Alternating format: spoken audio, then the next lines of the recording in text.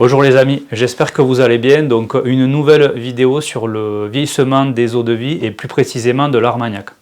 Alors en Armagnac, on va trouver plusieurs produits. On va trouver des produits tout d'abord qui vont être non vieillis, ou plutôt on pourrait dire une appellation, puisque c'est la blanche d'Armagnac.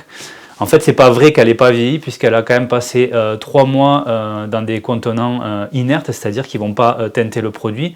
Donc l'eau de vie à la base, l'Armagnac sort blanc de l'alambic, et après ce qui va lui donner sa couleur, comme on peut voir sur les bouteilles que j'ai devant moi, c'est le vieillissement.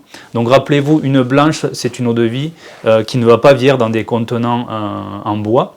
Par contre, elle va quand même avoir un minimum de 3 mois de vieillissement. Ensuite, on va trouver les Armagnac VS. Donc VS en Armagnac, ça veut dire au moins 12 mois minimum de vieillissement.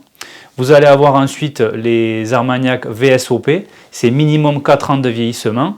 Et ensuite, ce qu'on va appeler les Armagnac hors d'âge, c'est au moins 10 ans de vieillissement. Ensuite, une des particularités armagnacaises, vous voyez, ça va être les millésimes. C'est-à-dire que sur la bouteille, on va mentionner le millésime. Donc là, en l'occurrence, je suis sur un millésime 2012.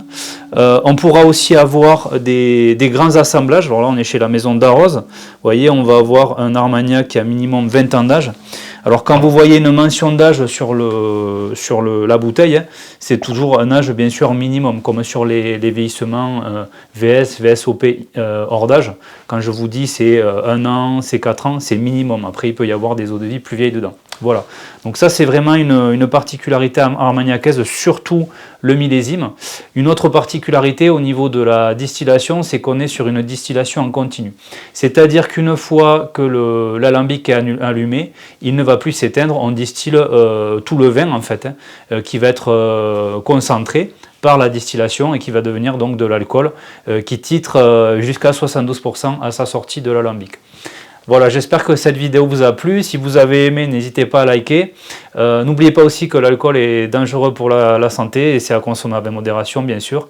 Je vous dis à très bientôt pour d'autres vidéos. Merci.